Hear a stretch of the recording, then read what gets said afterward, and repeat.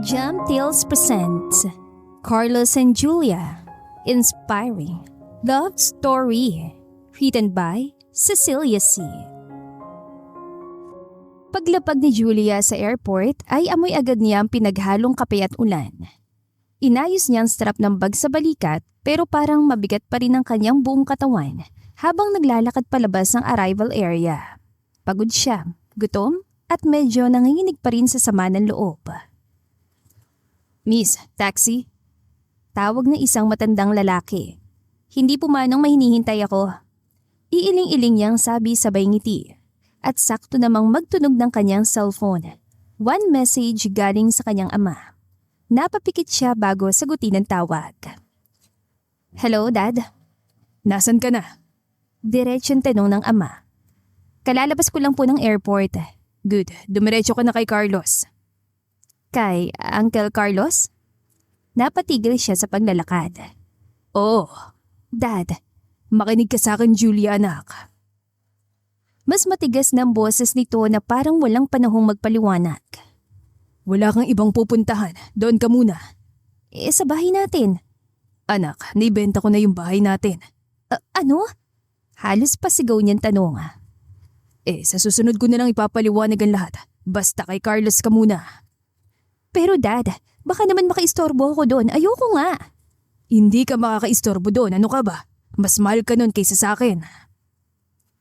Napairap siya kahit pa nga walang nakakakita. "Nako, ewan ko, Dada. Hindi nga ako nagawang kamustahin nun kahit sa text nung umalis ako eh." "Alam mo naman simula nang nag-boom ang negosyo niya naging sobrang busy na ng Uncle Carlos mo, di ba?" Basta ayokong." "Julia, huwag ka na magreklamo. Wala kang choice, okay?" "Ang lambing mo talaga sa akin, Dad." "Basta makinig ka na lang. Stay with him, hindi ka niya pababayaan." Puntik na siyang matawa. "Hindi ako pababayaan? Wow, Dad, parang package delivery lang ang usapan natin . "Huwag mo kong simulan, Julia." Bakit naman kasi si Uncle Carlos pa?" Ilan sandali pa muna bago nakasagot ng kanyang ama. "Dahil siya lang ang pinagkakatiwalaan ko." "Ay, hindi na dapat ako nagtanong." Bulong niya sa sarili. Tumanaw siya sa labas kung saan nagsimula ng umambon. "Pero Dad, hindi na ako bata. Hindi ko naman kailangan ng babysitter." "Alam ko." "So bakit pakiramdam ko parang may nagawa akong kasalanan na kailangan mo akong parusahan ng ganito?" "Dahil matigas ang ulo mo. And I know that you are one bad decision away from making things worse." "Grabe, Dad. Sobrang supportive mo talaga sa akin ever since. Thank you very much po ha." "Basta gawin mo lang ang inuutos ko sa'yo, Julia." Fine. Gaya nga nasabi nyo. Wala naman akong choice." "Yes, so just text me when you get there." "Okay, Dad." Nanatili siya nakatitig sa kanyang telepono at huminga ng malalim.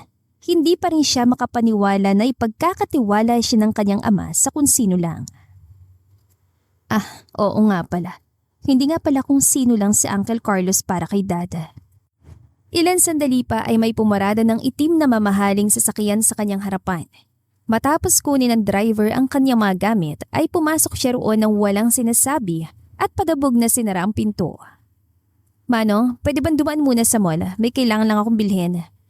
Sabi niya sabay tingin sa rear view mirror. "Ay ma'am, pasensya na po. Ang bilin kasi ni Sir Carlos, kailangan daw idiretso na kayo sa rest house." "Ano? At sino siya para utusan ako?" Ma'am." "Ay, never mind." Mataray niyang sabi sabay irap. Itinuon na lang niyang atensyon sa labas. Isinandal niyang ulo sa salaming bintana at tinignan ng refleksyon doon. Pinili niyang magpakalayo sa ibang bansa para makapagsimulang muli. Pilit niyang kinalimutan ang buhay na sa Pilipinas. Pilit niyang hindi isipin ang tungkol kay Carlos de Mesa, ang matalik na kaibigan ng kanyang ama. Ang lalaking palaging handang tumulong, hindi marunong magalit at laging nagpaparamdam sa kanya na isa siyang prinsesa noon. Ang lalaking pinilit niyang kalimutan hindi dahil sa gusto niya, kundi dahil sa kailangan. Dahil kung hindi niya yun gagawin, ay tiyak na mawawala siya sa sarili. Hindi napigilan ni Julia na mapanganga nang makarating sila sa rest house ni Carlos. "Wow, kay Uncle to?" Tanong niya sa sarili habang papasok sa napakalaking pintong gawa sa malaki at makapal na kahoy. Welcome po, ma'am. Masayang bati ng matandang babae na nakasuot ng itim na uniforme. Nginitian niya ito tuloy na pumasok sa loob. Kasunod ang driver at pagliko niya sa kanan ay naroon ito. Si Carlos de Mesa.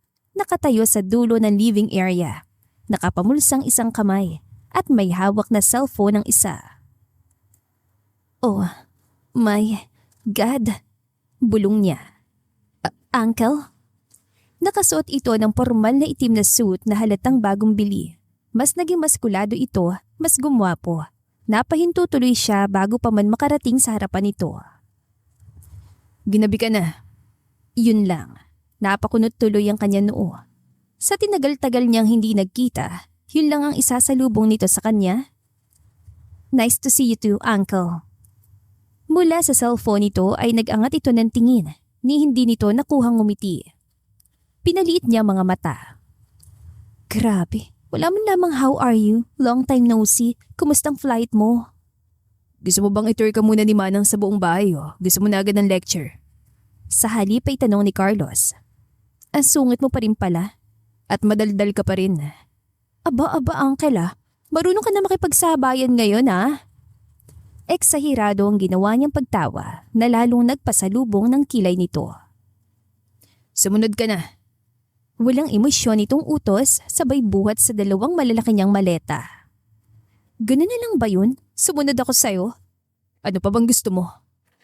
Tinignan niya ang malawak na espasyo ng bahay, maging ang mga mamahaling gamit doon. Hindi ko alam, wala man lang bang warm welcome, wala man lang pa-flower o banner kaya? O banda? Anong tingin mo sa sarili mo? Celebrity? Napailing na lang siya sabay irap dito. Kung alam lang niya na ganoon ang madaratnan niya, hindi na lang sanay siya pumayag sa utos ng ama. Tahimik siyang sumunod dito sa pag-akyat sa malawak na hagdan hanggang sa makarating sila sa kwartong inilaan nito para sa kanya. Binuksan nito yon at hinintay siyang unang makapasok. Aba, kailan ka pa naging gentleman? Matagal na akong gentleman. Sus, bulong niya. Anyway, sabi ni Dad, dito raw muna ako. May nasabi ba siya sa'yo kung bakit? Wala. Bakit pumayag ka agad? Nagkibit-balikat ito matapos ilagay sa tabi ng kama ang kanyang mga maleta. He's my best friend. Humihingi siya ng tulong. Natural lang na tumulong ako. Hanggang ngayon pala mahilig ka pa rin magpakabayani ha? Nang hindi na sumagot si Carlos ay naglakad-lakad siya sa malaking kwarto na kunwari interesado. Kahoy ang sahig niyon tulad ng halos lahat sa buong bahay at nang buksan ni Carlos ang malaking bintana ay napapikit siya dahil sa masarap na simoy ng hangin. Nag-iisa ka nakatira dito? Oo. Bakit parang hindi ka panipaniwala? Hindi ko na problema kung ayaw mong maniwala. Naningkit ang kanya mga mata. I mean, wala ka bang babae na ibinabahay dito? Babae? O ano ba, lalaki? Hindi malaman ni Carlos kung matatawa ba o maiinis at kita yun sa mukha nito. Hindi ka pa rin nagbabago. Ano, maganda pa rin ba ako, di ba? Biro niya sabay kindat. At iyon ang tila nakakuha ng atensyon ni Carlos. Natigilan nito tumitig sa kanya tulad ng pagtitig nito noon na para bang siya lang ang pinakamaganda at pinakamahalagang babae sa buhay nito. Anyway, hanggang kailan daw ako dito? Walang nasabi ang daddy mo. Basta, dito ka muna until further notice. Wow, how convenient. Hindi naman akong gumagawa ng desisyon pagdating sa'yo. Oh, I know. Ever since naman, ganun ka na. So hindi na nakakagulat yun. Nakita niyang pag-usli ng ugat nito sa sentido at alam niyang malapit na ito mapikon. Ay, sorry. Na-offend ka ba? Of course not. Tinignan lang siya nito na masama. Pero hindi maintindihan ni Julia kung bakit kakaibang dulot niyon sa kanya. Bakit mo ako tinutulungan? Dahil hiningi ng dad mo ang tulong ko. Do you even like me para patirahin dito sa bahay mo? Saglit itong natahimik na para bang pinag-iisipang mabuti ang isasagot sa kanyang tanong. Depende sa kung anong version ng kaharap ko. Sungit. Sa halip na magalit ay lihim itong napangiti. Nagtanong ka, sinagot ko lang. Fine, so sabi mo sa akin. Ano bang version kong gusto mo? Hindi na para bawiin ni Julia ang tanong na yon dahil kitang-kita sa ekspresyon ni Carlos na hindi nito yon nagustuhan. Dahan-dahan itong umatras. Mag-ayos ka na ng mga gamit mo. May sasabihin pa sana siya rito nang biglang tumunog ang kanyang telepono. Hello, Dad? Nakarating ka na ba? Opo. Okay ka naman dyan? Saglit niyang tinapunan ng tingin si Carlos na noon ay nakatanaw na sa labas ng bintana. Opo, Dad. Wala naman akong choice kundi maging okay. Mabuti naman. Makinig ka kay Carlos Bakit ba parang lagi mo na lang siyang Dahil siya lang alam kung mapagkakatiwalaan ko sa ganito. sa ganitong ano? Pero wala nang ama sa telepono. Tinignan niyang muli ang lalaking nasa may bintana. Bakit parang may hindi kayo sinasabi sa akin ni Dada? Sa wakas ay nilingon siya nito at nagkibit balikat. Pagkatapos mong mag-ayos ang gamit mo, rest a little. 7:00 ng dinner. Make sure na nasa dining ka na ng 7:00. Yes, sir. Nang sumapit ang 7:00, sinigurado ni Julia na nakaupo na siya sa hapag. Simple lang ang dining area, elegante, mahaba ang kahoy na mesa, magarbong chandelier at mukhang galing sa restaurant ang mga nakahain. Kaya lang, nasaan ang totoong pagkain? Ano bang tawag mo dyan? Punishment? Noon laging ganitong pinapakain sa akin ni Daddy, mga gulay, kasi daw matigas ang ulo ko. Nangiti ito. Kung ayaw mo, huwag kang kumain. Yumuko si Carlos at umiling. Ang hindi nito alam ay kita pa rin ni Julia ang maliit ang ngiti nito sa mga labi. Ilan sandali rin silang natahimik at paminsan-minsang nagkakanakawan ng tingin hanggang sa nahuli niya itong nakatitig. Bakit? May problema ba? Wala. Sus, kunwari ka pa. Aminin mo na miss mo ako no? Of course not. Sinungaling. Muli, isang nakaiilang na katahimikan ang namagitan sa kanila. Hanggang sa narinig niya itong bumuntong hininga matapos ilapag ang mga kubyerto sa pinggan nito. Okay, let's get one thing clear. Ito ng sermon. Bulong niya. Go. Wag na wag kang papasok sa opisina ko. Okay. Wag ka ring magliliwaliw kapag gabi. Teka, bakit? At wag kang magdadala ng bisita na hindi nagsasabi sa akin. Tinitigan lang niya ito at saka ngumiti. Sinasabi ko na nga ba may tinatago kang babae dito no? Excuse me? Or lalaki? Don't worry, open-minded naman ako. Hindi ako nagbibiro. Ako rin naman. Pero gusto ko malaman kung bakit ang daming bawal. Para sa safety mo. Safety? Bakit? May monster ba dito tuwing gabi? Biro niya sabay tayo at kuha sa pinagkainan. Iwan mo na yan, may gagawa niyan. Kaya ko na, para naman akong iba. Dati nga ako yung pinaghuhugasin ng pinggan ni Dad tuwing nagiinuman kay sa bahay, di ba? Oo, naaalala yon ni Carlos. Pero matagal na yon, sobrang tagal na.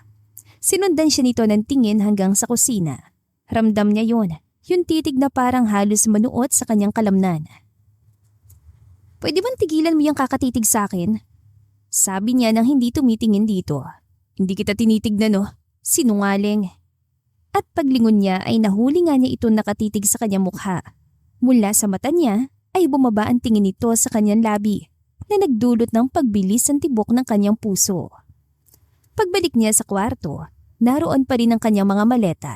Naghihintay sa kanya para ayusin. Pero sa halip na magayos ng gamit, ay nahiga siya sa malambot na kama at tumitig sa kisame. Hindi siya makatulog. At sa totoo lang, hindi niya alam kung dahil ba yun sa bagong malambot na kama, sa katahimikan ng lugar, o sa katotohanang nandoon si Carlos, kasama niya sa iisang bubong. Ang OA mo, Julia. Bulong niya sa sarili. Unang gabi pa lang, nagpapa-apekto ka na ha? Umupo siya at kinuha ang cellphone sa nightstand. Sinuot niya ang malambot na tsinelas. Marahang binuksan ang pinto at pumunta sa kusina. Pero bago pa siya nakapasok sa loob, ay may narinig siyang tila paglipat ng papel. Mahina yon, pero sigurado siya. Hello? Mahina niyang sabi. Walang sagot, nanatili siya sa kinatatayuan, nakatingin sa madilim na dulo ng sala. At doon, sa gilid ng lampara ay may isang lalaking naupo sa armchair. May hawak na baso sa isang kamay at ilang dokumento sa kabila. si Carlos. Hindi agad siya napansin nito o baka pinili nitong huwag siyang pansinin dahil nagpatuloy lamang ito sa pagbabasa. Uncle? At doon lamang ito nag-angat ang tingin. Oh, bakit gising ka pa? Kukuha lang ako ng tubig. Ikaw, bakit gising ka pa? Balik niyan tanong. May tinatapos lang akong trabaho. Kahit 10 oras na ng gabi, nagtatrabaho ka pa rin? Kailangan. Inabala nito ang sarili sa mga hawak na dokumento. So, bakit gising ka pa? Jet lag or dahil nasa rest house ako ni isang lalaking hindi ko naman ka-close in the middle of nowhere. Hindi ka close? O bakit close ba tayo? Kunot noon yan tanong. Well, siguro noon bago. Alam ba ng daddy mo na ganyan kadaldal? Oo naman. Ikaw, alam ba ni daddy na ganyan ka kasuplado? Of course. Lagi ka bang ganito? Nagtatrabaho kahit gabi? Madalas. Parang ang lungkot naman. Mas okay nga, tahimik, nakakapag-focus ako. Hindi ka ba nalulungkot? Marahan itong umiling. Akala ko ba nauuhaw ka at gusto mo ng tubig? There's the kitchen. Mahina nitong sabi sabay turo sa kanan nito. Alam ko kung nasa ng kitchen. Good, pagkakuha mo ng tubig, matulog ka na. Paano kung ayoko pa? At least go back to your room. Kung ayoko nga? Julia. Itinaas niyan 2 kamay. Promise, hindi kita iistorbohin. I won't disturb you. Gusto mo bang buhatin pa kita pabalik sa kwarto mo? Napangiti siya at humalakit-kit. Kaya mo? Dahan-dahan itong inilapag ang mga dokumento sa mesa at tumayo. Hinahamon mo ko? Ha? Humakbang ito palapit sa kanya, dahilan para mapaatras siya. Fine. Sungit naman ito. Sige na, good night. Pairap niya itong tinalikuran, pumunta sa kusina at uminom ng tubig bago muling umakyat sa hagdan. Napakasungit naman talaga ng lalaking yun. Akala mo kung sino, daming utos. Huwag magliliwaliw kapag gabi, huwag papasok sa opisina niya. Ano ako, bata? At bago pa siya makarating sa kanyang kwarto, ay nakuha ng kanyang atensyon ang isang pinto. Oops! Dahan-dahan niyang pinihit ang doorknob na yon at napangitian nang agad yung bumukas. Iyon ang opisinang tinutukoy ni Carlos na hindi niya pwedeng puntahan. Ano bang tinatago mo rito, ha? Matapos buksan ang lampshade sa mesa, ay nilibot niyang paningin sa kabuuan ng kwarto at huminga ng malalim dahil tila naiwan doon ang pabango ng binata. Lumigid siya sa kahoy na mesa kung saan may ilang litrato. Lumapit siya tinignan, isa-isang tinignan ng mga yon. Si dad to ah. Bata pa.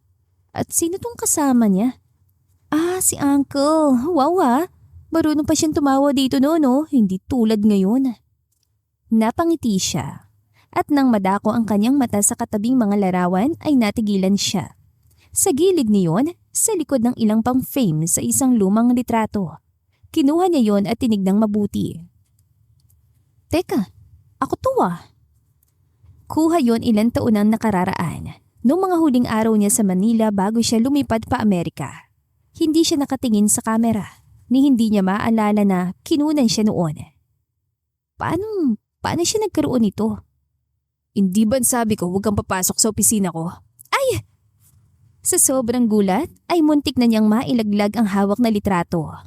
Uncle, Diyos ko, nakakagulat ka naman. Anong ginagawa mo rito? Matigas nitong tanong habang naglalakad palapit sa kanya. Nakabukas ang pinto eh. Kung ayaw mong may pumasok sa opisina mo, dapat kinakandado mo, di ba? Sa halip na sa kanya ay sa hawak ni ito nakatingin. Ibigay mo sa akin yan. Bakit meron ka nito? Bakit may picture ko dito sa mesa mo?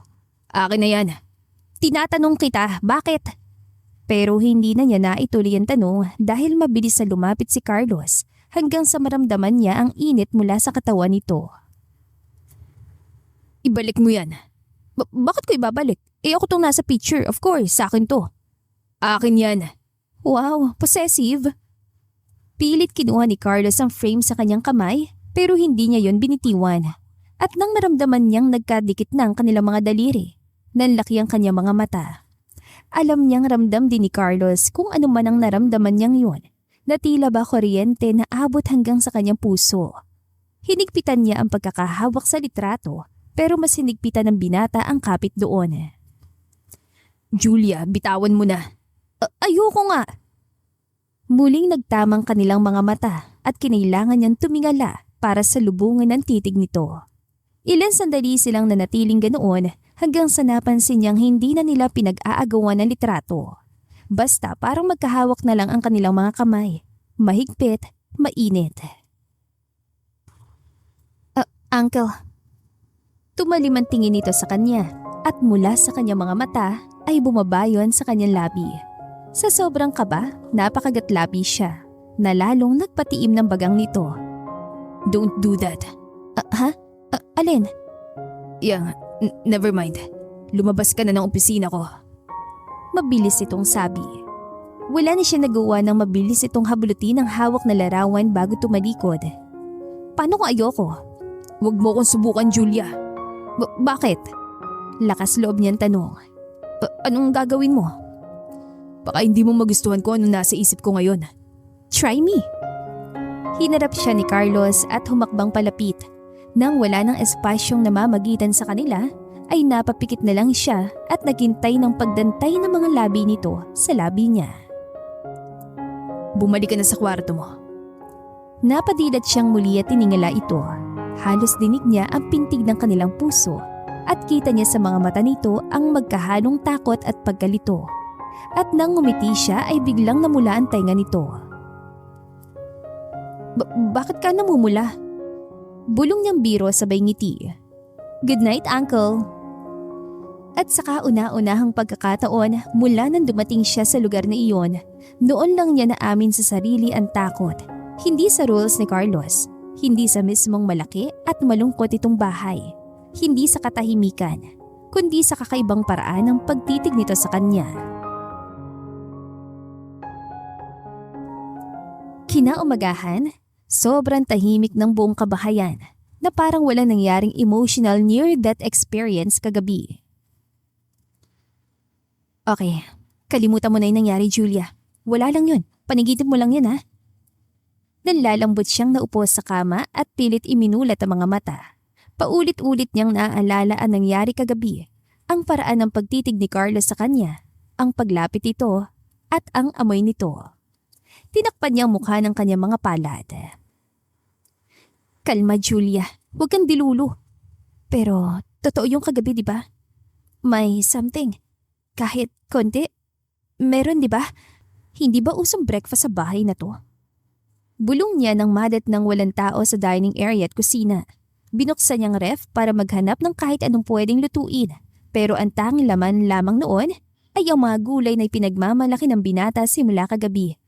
Nakasimango tuloy niyang kinuwang isang bote ng orange juice at sumandal sa counter habang nag-iisip. Kailangan ko mamili. Malakas niyang sabi. Kailangan ko ng pagkain. Yung totoong pagkain. Kailangan ko rin ng toiletries, groceries, mga damit. Mabilis niyang tinungga ang bote bago nagpatuloy. Okay, kailangan ko lumabas para. Saan ka pupunta? Ay! Agad siya napalingon at nakita nakatayo si Carlos sa entrada ng kusina. Halatang kaliligo lang ng binata dahil basa pang buhok nito. My God! Habi mo ba manggulat? Grabe, huwag kang manggugulat. Gusto mo ba ako ma-heart attack? Saan ka nga pupunta? Nagkibit balikat siya. Hindi ko pa alam. Sa mall? Kailangan ko ng mga bagong damit. At ng normal na pagkain, yung mga personal stuff hanggat narito ako. Hindi ka pwedeng umalis mag-isa. Excuse me? Ano ko? Bata? Hindi ka pamilyar sa lugar. Baka kung saan ka makarating. Uulitin ko lang po ah. Anong tingin mo sa akin? Bata? Oo. Inirapan niya ito. Excuse me ulit. Marunong akong gumamit ng Google Map for your information. Wala naman akong sinasabing hindi ka marunong. Iba lang kasi ang... Kaya kong sarili ko, okay? Ilan taon ako nabuhay independently sa Amerika for your information ulit. Alam ko. Good. So, may grab ba dito? Ipagdadrive na kita. Kumunatan noon niya. Anong sinabi mo? Ipagdadrive kita. After breakfast, aalis na tayo. Speaking of breakfast, nasaan ang breakfast? Self-service ba dito? Sari-sariling luto? Ganon? Nasa garden ng breakfast. Pinahanda ko na kay Manang. Kanina ka pa namin hinihintay. Wow, breakfast sa garden? Oo, kaya sumunod ka na ron. Sabi nito bago tumalikod. Teka, seryoso ka ba talaga? Oo nga. Bakit mo ako pagdadrive? Sabi mo may mga kailangan kang bilhin, di ba? Wala ka bang trabaho ngayon? Sunday. Sabi mo kahit weekend nagtatrabaho ka, so bakit? Wag na maraming tanong. Let's have breakfast para maaga tayo makalis. Ilang oras din ang itinagal ng pamimili ni Julia at halos palubog na ang araw na magsimula silang bumiyahe pa uwi. Napangiti na lang siya na nagmistulang tagabuhat si Carlos ng shopping bags ng kanyang mga pinamili. Uy, salamat ah. Nakangiti yan sabi sabay kalabit sa braso nito habang nasa daan. Sabi mo kailangan mo eh. Kahit na, salamat pa rin. You're welcome. Tinignan niya itong tutok na tutok sa pagmamaneho at doon niya naramdaman na parang bumalik ang dating Carlos na kilala niya. Uncle Carlos. Oh. In fairness, enjoy naman today no? Okay naman. Inirapan niya ito. Sus, kunwari ka pa. Gusto mo nga yung steak na kinain natin kanina eh. Oo na, sige na. Enjoy na. See? Minsan kasi dapat lumalabas-labas ka rin para naman ma-enjoy mo yung buhay. Tumango lamang ito. Okay, next time uli. Next time? Ibig mo sabihin gusto mong lumabas ulit tayo sa susunod? Napakamot ito sa batok. Sure. Wow, sinabi mo yan ah. Tignan natin. Tahimik pa rin ang buong kabahayan pagbalik nila. Pero aminin man nila o hindi, may nag-iba na sa pagitan nilang dalawa. Marahang inalapag ni Carlos ang ilan sa kanya mga pinamili sa couch at ang iba pa ay sa sahig. Samantalang napasalampak na lang si Julia sa sofa dahil sa sobrang kapaguran. Grabe, na-miss ko to. Isinara ni Carlos ang pinto bago na upo sa pinag-isahang upuan. Ano na mismo ang paggamit ng credit card ko? Napalingon siya rito. Excuse me, kaya ko naman bayaran lahat ng yan oh. Ang kaso nag-offer ka eh. Of course, tinanggap ko. Pwede mo naman tanggihan. Alam ko naman sasama ang loob mo kapag tumanggi ako. Napailing na lang si Carlos at napangiti sabay tingin sa sangkatutak na shopping bags. Sobrang dami mong pinamili ah. Marami ba yan? Kulang pa nga eh. Kulang pa? For sure, hindi mo naman kailangan yung kalahati dyan sa mga pinamili mo. Uncle, coping mechanism ko to, okay? Ang pamimili na sobra-sobra, coping mechanism? Of course! Kinuha niya isa-isa mga paper bag at inilabas sa mga naroroon. Toothbrush, skincare, mga damit, snacks. Saglit siyang huminto at dahan-dahang tinaas ang isang pakete ng pansit canton para ipakita kay Carlos. Favorite mo to, diba? Noon. Ngayon? Hindi yan healthy. So? Tumayo siya at patakbong pumunta sa kusina. Gutom ka pa, diba? Ha? Hindi. Kumain tayo kanina bago umuwi, diba? Oo nga, pero hindi ka naman kumain masyado. Okay na sa akin yun. Well, sa akin hindi. Kumuha siya ng maliit na kaldero at nagsalang ng tubig sa kalan. Naramdaman niyang sumunod sa kanya sa kusina si Carlos at tumayo sa tabi niya. Anong ginagawa mo? Kailan ka huling kumain ng instant pancit canton? Hindi ko matandaan. Ako rin actually, since nag-New York ako. Same. Wala sa loob na sabi ni Carlos. Huh? Bakit? Nagkibit balikat ito. Well, since umalis ka, wala nang pumipilit sa akin na kumain yan. Napalingon siya rito. Seryoso lamang ito nakatingin sa kanya habang hinahalo niyang pansit sa plato. Hindi niya alam kung ano ang ibig nitong sabihin, pero kilala niya ang ekspresyon na iyon. At hindi siya sigurado kung ano ang magiging reaksyon niya doon, kaya pinili na lang niyang magbiro. Anong ibig mo sabihin na? Bad influence ako, ganun? Parang ganun na nga. Sus, if I know, mismo ng bad influence na to. Inilapag ni Julia sa mesa ang umuusok na pansit canton sa mesa at nang akmang susubuan niya si Carlos ay napaurong ito. Oh, bakit? Say Julia, ayoko. Shh, sige na, nga na. At wala nang nagawa si Carlos kundi ang sumunod. Napailing ito pagkatapos pero halatang nagustuhan ng pansit canton. See, ang sarap, di ba? Todong ngiti niyan sabi na parang nanalo sa pustahan. Inabutan niya ito ng tinidor at itinulak ang plato palapit dito. Ayan, share na tayo. Hindi na, sa'yo na lang. Kumunot ang noon niya. Please, mas masarap kumain kapag may ka-share eh. Dati naman lagi tayo magkasalo sa isang plato, di ba? Narinig ni Julia ang malalim nitong paghugot ng hininga. Ilan sandali pa ay napangiti siya nang kunin nito ang tinidor at magsimulang kumain. Masarap, di ba? Tanong niya habang pinapanood itong kumain. Okay lang. Kunwari pa to eh, halos mabilao ka na sa bilis sumubo. Biro niya. Ay grabe, namiss ko talaga to. Wala bang ganyan sa New York? Meron naman pero iba kasi to eh. Iba yung lasa kapag dito. Paano?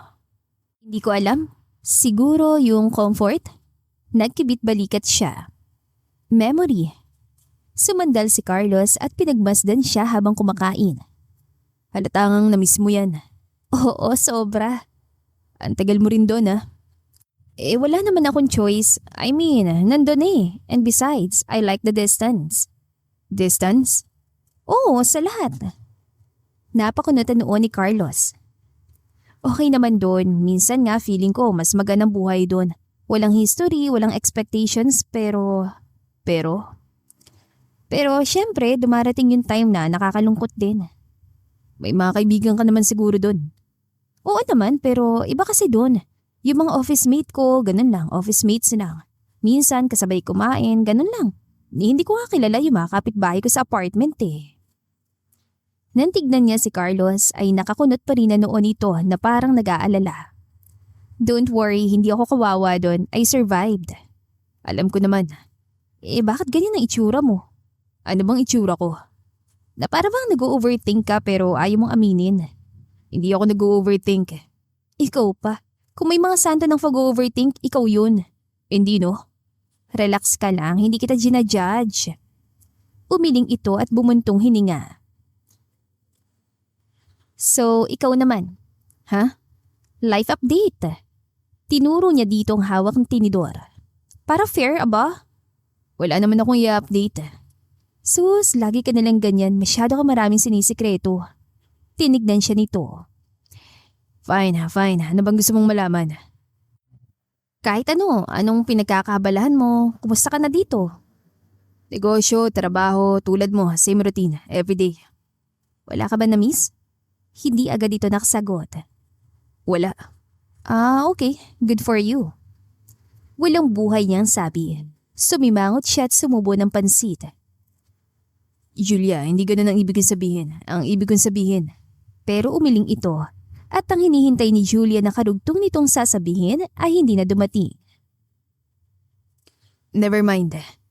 Oh, teka, saan ka pupunta? May kailangan nga pala akong tawagan. Akala ko ba wala kang trabaho ngayon? Wala nga. Naalala ko lang may naiwan akong paperwork sa opisina. Naningkit ang mga mata niya. Ano ba talaga? May kailangan katawagan o may naiwan kang paperwork? Pareho. Sus, ayun ka na naman eh. Umiiwas ka na naman. Bakit naman ako iiwas? Ganyan ka eh. Kapag hindi ka na komportable, bigla ka na lang nawawala na parang bula. Hindi ako ganun. Ganun ka kaya? Pilit niya. Tulad ngayon, uncomfortable ka na kaya ayan, umiiwas ka na naman. Hindi ako umiiwas. May trabaho lang talaga akong. Trabaho na lagi mong excuse sa lahat. Kinuha nito ang cellphone na nakapatong sa mesa. See what I mean? Aalis ka na. Ayoko lang na. Na ano? Tumayo ito para kumuha ng tubig para sa kanilang dalawa. Pagkatapos mo dyan, iyakyat mo na yung mga pinamili mo. Tawagin mo na lang ako kung kailangan mo ng tulong ko. Masusunod po, kamahalan. Tinignan siya nito na masama bago ilapag ang pitsyal ng tubig sa mesa. Bitbitin mo na yung mga pinamili mo. Hindi sila maglalakad pa kaya mag-isa. Opo, sir. Tumalikod na lamang ito nang walang sinasabi at nagtungo sa sala kung saan nakakalat ang mga shopping bags ni Julia. Tinignan yon ng binata at muling tumingin sa kanya. Kailangan mo ba talaga lahat to? Oo nga. Tumayo na rin siya na makitang sinisimula ng bitbitin ni Carlos sa mga pinamili niya. Teka, ako na lang ang... Ako na, hindi mo naman makakaya lahat yan hanggat sa kwarto mo. Kaya ko yan. Pero nakuha na nito lahat ng pinamili niya at wala na siya nagawa kundi ang sundan ito paakyat ng hagdan. Nauna itong maglakad hanggang makarating sa harap ng kanyang kwarto. Binuksan niya ang pinto at hinayaan itong pumasok sa loob. Thank you, kahit alam kong napilitan ka lang. Napilitan? Oo, nasa itsura mo eh. Hindi ba pwedeng magpasalamat ka na lang ng normal? Napangiti siya. Okay, fine, thank you. You're welcome. At biglang parang nahirapan siyang huminga. Hindi dahil sa iyon ang unang pagkakataong pumasok sa kanyang kwarto si Carlos, kundi dahil ramdam niya na parang may kung ano sa pagitan nila. Sige na, iwan na kita para makapagayos ka na ng mga pinamili mo. Okay, salamat uli. Pero sa halip na lumabas, ay nanatili lamang ito nakatayo sa harap niya na parang wala pa itong balak na lumabas. So, may sasabihin ka pa? Wala na. Umiling ito at tinungo ang pinto. Huwag mong kalimutang ilak ang pinto. Yes, boss. Julia, hindi ako nagbibiro. Alam ko naman. Sige, kung may kailangan ka, puntahan mo lang ako sa opisina. Kahit ano? Oo. Oh, wow, thanks. Good night. Good night. Tugon niya habang hawak ang doorknob. Lock the door. Opo. Sa wakas, tumuloy na itong umalis at nakita na lang niyang pumasok sa loob ng opisina nito. Dahan-dahan niyang sinarang pinto at napahawak sa dibdib. Halos magtakip silim na nang makarating si Carlos sa bahay na iyon. Malakas ang langit-ngit ng gate nang buksan niya yon na para bang matagal na iyong hindi nagagamit. Walang gwardya, walang sasakyan. Mababa ang kisame. Madilim ang liwanag na nagmumula sa ilaw at halatang temporary lang ang lahat. Pero wala siyang magagawa dahil doon nakatira ang kanyang matalik na kaibigan. Si Ferdy Bartolome. Nakaupo ito sa lumang sofa. Nakasuot ang simple at manipis na polo. Hawak ang isang baso ng whiskey. Mas matanda ito sa kanya ng 3 taon pero parang 10 taon ang itinanda nito ng mga oras na yon. Kumusta si Julia? Iyon ang unang tanong nito sa pag-upo niya. Diretso, walang paligoy-ligoy. Okay lang, nag-a-adjust pa. Tumango-tango ito matapos uminom ng alak. Good. Matigas ang ulo nun eh. Alam ko, mana sa akin. Alam ko rin. Nakita niyang ngumiti ito. Salamat, Carlos. Iyon lang pero tila napakabigat noon para sa kanya. Hindi ko to ginagawa para sa iyo, Ferdy. Ginagawa ko to dahil kailangan niya ng matutuluyan. Tinignan siya na mabuti ni Ferdy. Alam ko. Gusto mo bang sabihin sa akin ang nangyayari? Tanong niya. Komplikado, hindi mo na kailangang malaman. Kailangan kong nadadamay na si Julia. Kumunot ang noo ni Ferdy. Hindi naman siya dapat nadamay dito eh. Pero nadamay na siya, Ferdy. Ano ba nangyayari? Tumayo ito at inubos ang laman ng baso. Nagsalin pa ito at muling tinungga. May utang ako, Carlos. Magkano? Mabilis niyang tanong na para bang hindi na nagulat sa narinig. Hindi naman to tungkol sa halaga. Hindi yun ang tanong ko. Huminga ito ng malalim. Malaki. Magkano? Halos 100,000,000. Doon nanlaki ang mga mata ni Carlos. Kanino? Loan sharks. Napailing siya at napasandal. Bakit? Paano? Alam mo naman, kailangan sa negosyo. Negosyo? May pinasok ko na namang bagong negosyo? Hindi na mahalaga yon. Ferdy, pwede ba Carlos? Hindi ko kailangan ng sermon mo ngayon. Napailing na lang siya dahil alam niyang wala siyang mapipiga dito. Hinahanap ka nila kaya ka nagtatago dito. Hindi na yon kailangan sagutin ni Ferdy. At si Julia, wag mong sabihin kaya siya biglang umuwi dito dahil hindi ko sinasadya. Pinoprotektahan ko lang siya. Ito ang paraan mo para protektahan siya? Inihilamos si Tom palad sa mukha. Carlos, wala na akong maisip na ibang paraan. Wala na akong choice, Carlos. Desperado na ako. Alam mo ba kung anong iniisip niya pag uwi niya? Na may nagawa siyang mali, na may nagawa siyang kasalanan. Gagawin ko naman ng paraan. Ayusin ko lahat. Kailan? Kailangan ko lang ng sapat na panahon. Tumayo siya at sa tinagal ng panahon. Ngayon na lang uli siya nakaramdam ng ganong klaseng galit. Ako nang bahala. Hayaan mong ako umayos ang problema. Napaangat ang tingin si Ferdy. Ano? Don't worry about it. Ako nang makikipag-usap sa mga inutangan mo. Ilan sandali itong tumitig sa kanya na para bang hindi alam kung tatawanan o susuntukin siya. Carlos, hindi mo kilala kung sinong kakalabanin mo. Lumapit ito sa kanya at hinawakan ng kanyang balikat. Makinig ka sa akin. Salamat pero hindi mo kailangang isugal ang sarili mo para sa akin. Hindi ko naman 'to ginagawa para sa'yo. Ha? Umiwas siya ng tingin, tumalikod, at ilang sandali pa bago muling humarap sa kaibigan. Ginagawa ko to dahil kay Julia. Hindi siya dapat nadadamay sa ganitong klaseng gulo. Natahimik si Ferdy at binigyan siya ng mapanuring tingin. Bakit para yatang masyado kang concerned sa anak ko?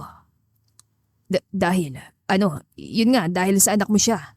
Carlos. Lumapit ito sa kanya. Alam kong nagwo-worry ka pero nasa pangangalaga ko si Julia sa ngayon at responsibilidad kong kaligtasan niya. Muli, tinapunan siya nito ng mapanuring tingin at pagkatapos ay naupo ito at sumandal. Alam mo, minsan napapaisip ako tungkol sa Carlos, matagal na tayong magkakilala. Matagal na tayong magkaibigan, tama? Tama. At matagal mo na rin akong tinutulungan. May mga bagay na alam kong mahirap para sa'yo pero ginagawa mo pa rin para lang matulungan ako. Tama. Maraming taon ang pagbabayad ng utang nito, pag-aayos ng mga napasukang gulo, pagliligtas sa mga negosyo nito na kung hindi niya ginawa, ay malamang na sa kangkungan na ito pupulutin. Siya yung taong laging handang tumulong na walang hinihintay na kapalit, maliban sa isang bagay na alam niyang hindi dapat. Isang bagay na bawal. You care about Julia more than you should. Dahan-dahan siya napatingin sa kaibigan. Matagal niyang inaral na magsawalang kibo, ang magpanggap na kalmado habang halos sumabog na ang puso niya. Of course, I care about her dahil kaibigan kita. Carlos, wag na wag mong sabihin sa akin na wala. Mabilis niyang sagot. Masyadong mabilis na maging si Ferdy ay nagulat. Wala? Anong wala? Wala akong gusto kay Julia. Malinaw niyang tugon. Pilit itinatago ang tunay na damdamin. Yun ang gusto mong malaman, di ba? Good. Tumango ito at pagkatapos ay bahagyang umiling. Akala ko kasi may gusto ka kay Julia. Saan ako? Kung nagkataon ako. Wala siyang naitugon kundi isang plastik ng ngiti. Matagal na tayo magkakilala. Masyadong matagal na. Alam ko nagiging seryoso ka kapag in love ka. At kapag masyado kang na in love, doon ka nagsisimulang makagawa ng mga maling desisyon. Saan naman ang galing yan? Naalala mo si Maricar? Nung college ka. Munti ka nang hindi makagraduate noon, di ba? Kasi gusto mo siyang i-date sa birthday niya sa halip mag-exam. Hindi niya napigilang matawa nang maalala yon. Noon pa yun, bata pa ako noon. Alam ko. At ngayon matanda ka na, siguro naman alam mo ng limitasyon mo. Itinuro ni Ferdy ang daliri sa kanya. Natatandaan mo pa naman ang napagkasunduan natin noon, di ba? Alam ni Carlos ang tinutukoy nito. Narinig na niya yon. Sa ibang lugar, sa ibang taon, pagkaraan ng ilang boteng alak. Akala niya nga ay noon ay nagbibiro lamang ang kaibigan ng sabihin. Gawin mo na lahat ng kasalanan, Carlos. Huwag lang ang magkagusto kay Julia. Noon, tinawanan lang niya ito. Pero ngayon, parang bumabaon yon sa kanyang buto. Napalunok siya nang mapansing hinihintay ni Ferdy ang reaksyon niya. Hindi ako nagbibiro pagdating sa anak ko, Carlos. Alam ko. Good. Kasi kapag nalaman ko na may feelings ka para kay Julia, papatayin mo ko? Biro pa niya. Baka. Tumangot-tango lang siya. Nakahinga na maluwag si Ferdy at ngumiti. Kaya tiwala ako sa iyo eh. Alam mo kung saan dapat lumugar. Alam mo ang bawal. Alam mo ang mga boundaries mo. At tumutulong ka ng walang hinihinging kapalit. Tila sumikip ang dibdib niya sa narinig. Kung alam lang ni Ferdy, kung alam lang nito kung anong pinagdaanan niya para lang masunod ang sinasabi nitong boundaries. Huminga ng malalim si Ferdy na para bang nabunutan ng tinik sa lalamunan. Thanks bro, lagi talaga kitang maasahan, lalo na pagdating kay Julia. Tumango lang si Carlos pero umiwas siya ng tingin. Dahil muli, pinaniwalaan siya ni Ferdy na responsable siya, na matulungin siya, na concern siya sa kaligtasan ni Julia. Simple, ganun lang. At ang pagtitiwalang iyon ng kaibigan, ang dahilan kung bakit unti-unti siyang kinakain ng kanyang konsensya. Carlos, hindi ko alam pero kapag lumaki ito, hindi lang ako ang magiging target nila. Baka hanapin nila uli si Julia. Kaya doon muna siya sa akin, ligtas siya sa rest house. Parang yun ang inaalala ko. Anong inaalala mo? Kapag nasanay siyang kasama ka, kapag nasanay ka nandyan siya sa'yo, baka. Natigilan si Carlos. Hindi niya inaasahan na maririnig yon mula sa kaibigan. Alam niyang nasabi yun ni Ferdy hindi bilang lalaking takot sa mga pinagkakautangan, kundi bilang ama na takot para sa anak. Ferdy, akong bahala, wala kang dapat ipag-alala. Teka, Carlos, sa tono ng pananalita mo, parang mas lalo yata akong kinakabahan ha? Alam niyang nagbibiro ang kaibigan kaya tumawa na lang siya. Pero seryoso, Carlos. Hinawakan nito ang balikat niya. Basta kapag nalaman ko na nagsisinungaling ka sa akin tungkol kay Julia, hindi mo na kailangang ulit-ulitin, okay? Tumayo siya at kunwaring tinignan ng cellphone, hudyat na kailangan na niyang umalis. Sumunod na rin sa kanyang kaibigan nang tumungo siya sa pinto. Isasend ko na lang sa iyo mga detalye, mga pangalan, mga importanteng lugar, kung magkano't kung paano't saan ipapadala lahat. Okay, hintayin ko. At Carlos, kung may masamang mangyari kay Julia dahil sa akin, ako nang bahala, Ferdy. Salamat. Sabi mo sa kanya, hintay na lang ang tawag ko. Pagkasakay ni Carlos sa sasakyan, ay napabuntong hininga siya. Matagal muna siyang nanatiling nakaupo, nakatanaw sa mabatong daan. Wala kang nararamdaman para kay Julia. Pumikit siya at tumungo. Kapag nalaman ni Ferdy ang totoo, alam niyang katapusan na hindi lang ng pagkakaibigan nila, kundi baka pati ng kanyang buhay. At ang pinakamasakit sa lahat, alam niya na may karapatan si Ferdy na pagbantaan siya. Dahil kung siya rin ang ama, baka ganoon din ang gawin niya. Naisip niya si Julia na nagpapahinga sa kwarto nito, bored o irritable. O baka nagliliwaliw sa bakuna na parang walang problema. Napangiti siya. Sira ulo ka talaga, Carlos. Napakasinungaling mo. Sira ulo ka para pumayag na tumira sa'yo si Julia ng ganun lang. Na parang hindi mo alam kung gaano kahirap ang gumising araw-araw na nakikita siya, nakakausap, nakakatabi. At napakalaki mong tanga para magkunwari na wala lang ang lahat. Kahit pa alam mong kaunting-kaunti na lang, mahuhulog ka na naman. Pagbalik ni Carlos sa bahay ay halos hindi na niya maramdaman ang pagod ng katawan. Gusto na lang niyang humiga sa malambot na kama at matulog hanggang kinabukasan. Pero ang hindi niya inaasahan ay maabutan na bukas pang ilaw sa sala at naroon si Julia. Nakaupo sa dulo ng sofa, suot ang oversized itong t-shirt at maiksing shorts. Napailing siya. Bakit gising ka pa? Bungad niya. Saan ka galing? Anong oras na? Bakit ngayon ka lang? Walang emosyon itong tanong. Diretsong tingin sa kanya. Nakainom ka ba? Natigilan siya nang bigla itong tumayo. Lumapit sa kanya at lalo siyang nagulat nang bahagya nitong amoy ng bahagi ng kanyang dibdib. Amoy ala ka? Ilang bote lang ng beer. Mahina niyang sagot. Teka, bakit nga gising ka pa? Ano pa nga ba? Di hinihintay ka. Hindi mo naman ako kailangang hintayin. Sinimangutan siya nito. At parang kasalanan ko pa ngayon? Hindi agad siya nakasagot dahil para itong isang misis na pinapagalitan ng mister dahil inumaga ng uwi. At sa totoo lang, parang gusto niyang matawa. Saan ka ba galing? Trabaho. Trabaho hanggang ganitong oras? Tapos lasing ka pa? Hindi ako lasing, okay? Saan ka nga kasi? Nandito na ako. Humihinga, nagsasalita. Buhay. Okay na yun. Sinong kasama mo? Sa halip ay tanong nito. Wala. Wala? Sino nga? Ano naman sa'yo kung sino kasama ko? At doon na paurong si Julia. Wow, oo nga naman. Wala nga naman akong pakialam kung sino yung kasama mo. Kung late ka na umuwi. Gusto niya mag-sorry pero hindi niya magawa dahil sa oras na gawin niya yun, ay hindi niya may papangako na kaya pa niyang magkunwari. Matulog ka na, Julia. Huwag mo akong utusan. Bumuntong hininga siya dahil alam niyang hindi ito titigil hanggat hindi nito nakukuha ang sagot na gusto nitong marinig. Bakit mo ko hinihintay? Nag-aalala ka sa akin? At bakit naman ako mag-aalala sa'yo?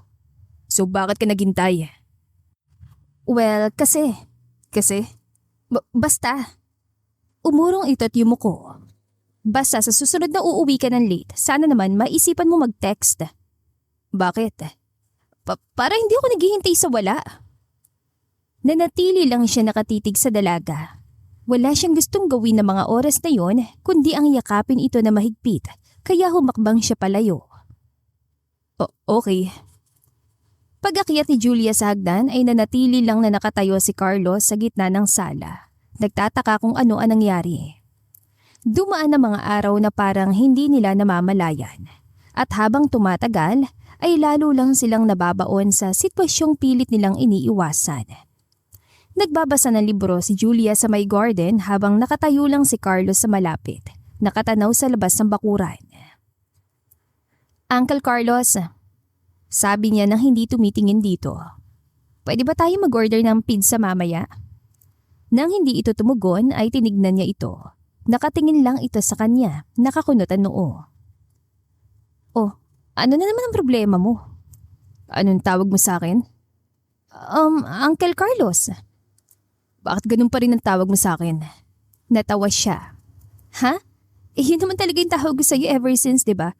It started as a joke, remember? Ayaw mong tawagin kita sa pangalan mo nun kaya uncle na lang ang itinawag ko sa'yo para lang asarin ka. Naalala ko nga. At inis na inis ka nun. Hanggang ngayon actually. Ngumisi siya. Sus, nasanay ka na rin naman.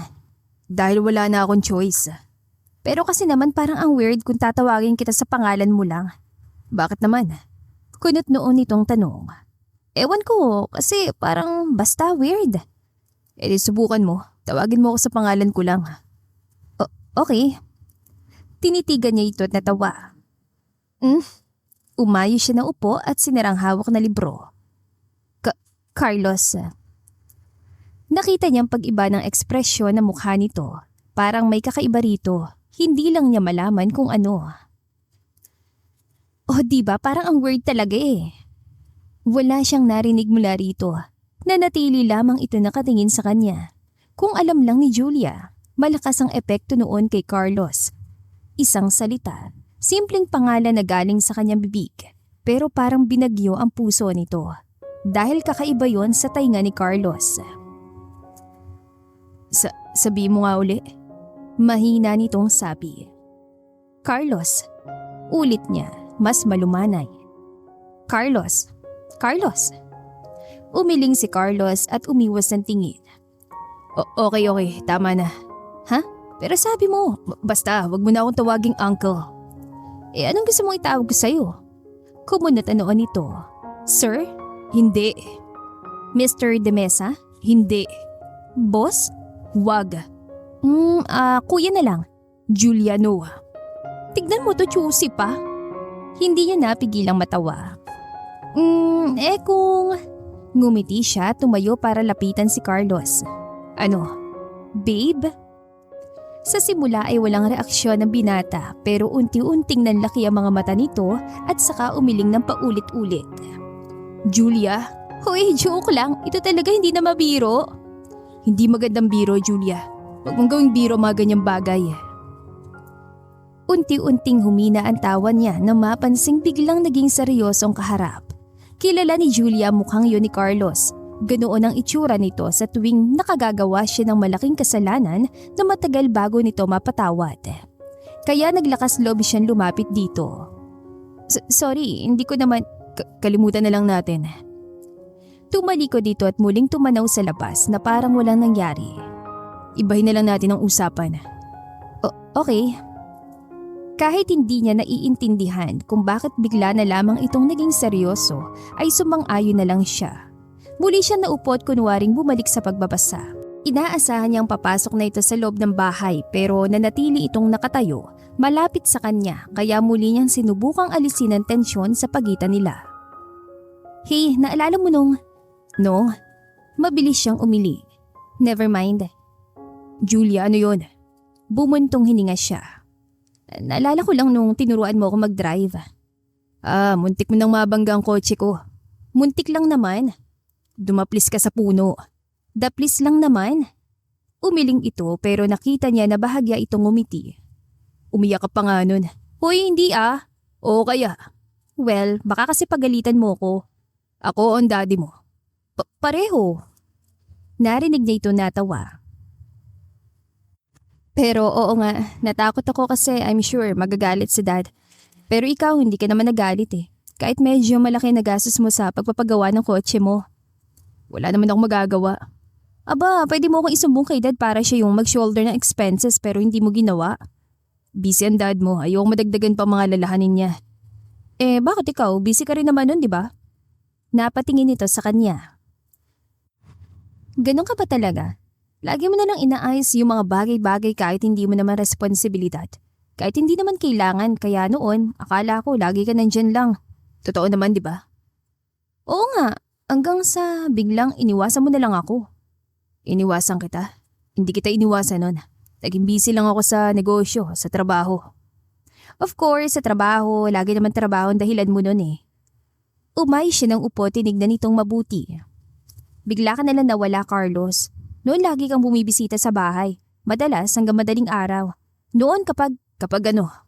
umiling siya. Wala. Ano nga? Hindi na, huwag na. Julia. Sinalubong niya ang tingin nito. Noon, kapag tinitignan mo ko parang napaka-importante ko sa'yo. Lumakas ang kabog ng dibdib ni Carlos. Hindi naman nagbago yun.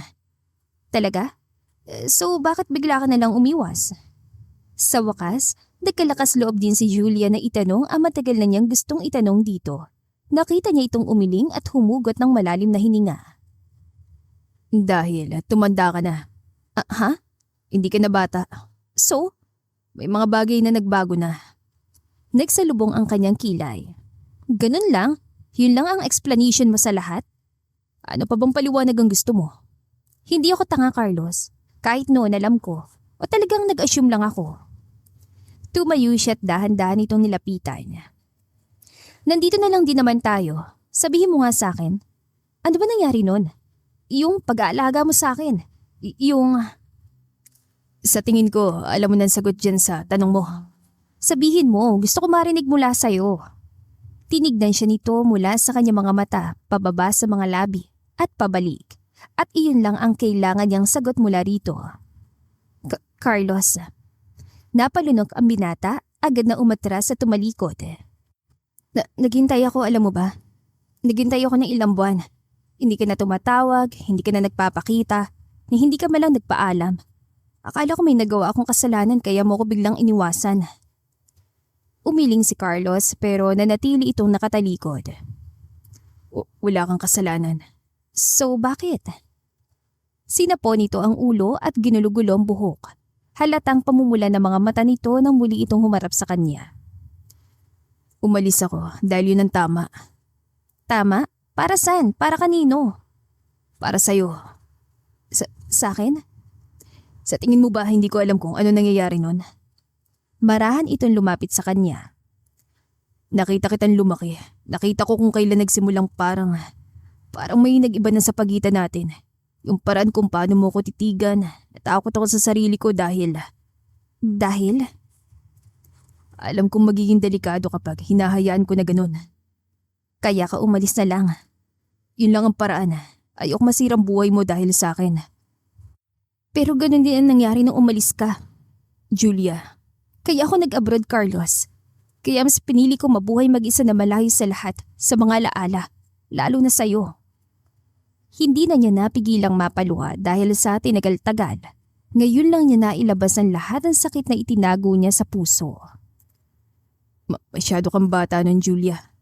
Bata? 22 na ako nun. Anak ka ng best friend ko. So? Hindi mo ba naiintindihan? Hindi pwede, Julia. Kung ano man ang nararamdaman ko para sa'yo, hindi pwede. Bawal. May nararamdaman ka nga sa akin? Tinitigan lang siya noon na para bang naroon ang sagot. Sagutin mo, Carlos. Minahal mo rin ba ako? Sobra. Pero wala kang ginawa. Ni hindi ka man lang gumawa ng paraan para... Sa tingin mo hindi ko sinubukang itanong kung nasan ka? Humakbang ito palapit. Alam mo ba kung gaano kahirap ang lumayo na lang kaysa sundan ka? Kung ilang beses kong sinabi sa sarili ko na tigilan ko ng kabaliwan ko sa'yo. Alam mo ba nagalit na galit ako sa'yo noon na mas pinili mong iwasan na lang ang lahat At pinaramdam mo sa akin na parang wala. Parang imahinasyon ko lang ang lahat ng tungkol sa atin. Hindi ko sinasadya na. Galit ako dahil pinaramdam mo sa akin na mahalaga ako pagkatapos. Iiwan mo rin. Galit ako sa'yo dahil ikaw ang unang lalaki na minahal ko ng ganun. At galit ako sa sarili ko dahil hanggang ngayon, ganun pa rin ang nararamdaman ko para sa'yo. May sumilip ng ngiti sa mga labi ni Carlos. Itinaas ang kamay at marahing naplos ang kanyang pisngi. Napapikit siya ng dahan-dahang lumapit ang mga labi nito sa kanya. Marahan sa umpisa pero unti-unti yung lumalim na para bang gusto nilang iparamdam ang matagal na nilang pinipigilan. Kunting kamustahan muna tayo mga listeners. Kumusta po ang ating kwento sa araw na ito? Nagustuhan niyo po ba? Ano sa tingin niyo ang mangyayari? Leave your comment lang po sa ating comment section at tignan natin kung tama na iisip niyo sa pagpapatuloy ng ating kwento. Paggising ni Julia ay kakaibang lamig na naramdaman niya. Pilit niyang binuksan ng mga mata at nakangiting nilingon ng katabi. Pero wala ang inaasahan niya. Walang mainit na yakap, walang matamis na ngiti. Wala na si Carlos sa tabi niya. Carlos, ibinalabal niya ang roba at patakbong bumaba ng hagdan. Carlos! At pagdating niya sa kusina, ay nakita niyang binata na nakatayo sa may counter hawak ang umuusok na tasa ng kape. Bihis-abis na ito at halatang handa ng umalis. Anong oras na? Mahina niyang tanong. 7. Seryoso siya nitong tinignan na para bang ordinaryong araw lamang yon. Bakit hindi mo ako ginising? Ayaw kitang istorbohin. Maaga akong kailangan sa office. Wow. Hindi makapaniwalang sabi ni Julia. Teka lang ha. Ano to? Bakit kung tignan mo ko kung kausapin mo ko parang walang nangyari? Napatingin ito sa kanya at agad ding nagbaba ng tingin. Ano to? Bigla kang nagka-amnesia? Ganon? Lumapit siya rito para tignan ito ng diretsyo sa mga mata. Inalikan mo ko kagabi. You held me like you meant it. And now bigla ka ganyan? Hindi yun dapat nangyari. Nanlaki ang mga mata ni Julia, kasabay ng pagsikip ng kanyang dibdib. Naghalokikip siya at pinilit patatagin ng loob. So ngayon, pagkatapos ng lahat, sasabihin mo na hindi dapat nangyari ang nangyari? Julia, makinig ka muna sa akin. Ikaw ang makinig sa akin. Sasabihin mo sa akin na mahal mo ko, halikan mo ko, sasambahin buong gabi. Pagkatapos gigising ka na parang isa akong basura na kailangan mo linisin. Ang kapal naman ng mukha mo. Hindi ito madali para sa akin. At sa akin madali? Wala ka sa posisyon ko, Julia. Hindi mo alam kung ano ang... Carlos, sige. Bibigyan kita ng chance sa magpaliwanag. Sabihin mo sa akin, ipaliwanag mo sa akin kung ano yung nasa isip mo. Madiing ipinikit ni Carlos sa mata at padabog na inilapag ang hawak na tasa. Anak ka ni Ferdy. Sa umpisay natawa siya. So? I mean, hindi yung problema kagabi. Hindi tama yung nangyari kagabi. Hindi tama? Napatras siya na para bang bigla siyang sinampal ng malakas. Hindi ka pwedeng umarte na parang walang nangyari, Carlos. Hindi naman ako. Tignan mo ko, Carlos. Tignan mo ko ng diretso sa mata at saka mo sabihin sa akin na wala lang yung nangyari. Na wala kang nararamdaman. Bumuntong hininga ito pero hindi ito sumagot. Marahan tumango si Julia. Akala ko okay na. Akala ko hindi ka natatakas. Yung pala, hindi ako tumatakas. So ano tong ginagawa mo? Inaayos kong sitwasyon. Anong dapat ayusin doon? Itong nangyayari. At sino nagdesisyon noon? Ikaw? Ang dad mo. Ano? Niluwagan ni Carlos ang kurbata na para bang hirap itong huminga. Matagal na kaming may kasunduan. Ang sabi niya, pwede kong gawin ng lahat. Kahit ano, gustuhin ko ng lahat. Huwag lang ikaw. At sumunod ka nga sa kanya. Kailangan. Siyempre, lagi ka namang ganyan eh. Sunod-sunuran kay dad. Nagtiim ang bagang ni Carlos. Nirerespeto ko si Ferdy. Malaking utang na loob ko sa kanya. Kaya okay lang na masaktan ako, ganon? Hindi. Mas pinili mong friendship yung dalawa. Pinili mong sundin siya. Tumalikod siya at ilang sandali pa bago muling humarap sa kausap. Ang hindi ko maintindihan. Bakit mo hinayaang mangyari yung kagabi ko? Dahil nawalan ako ng kontrol, Julia.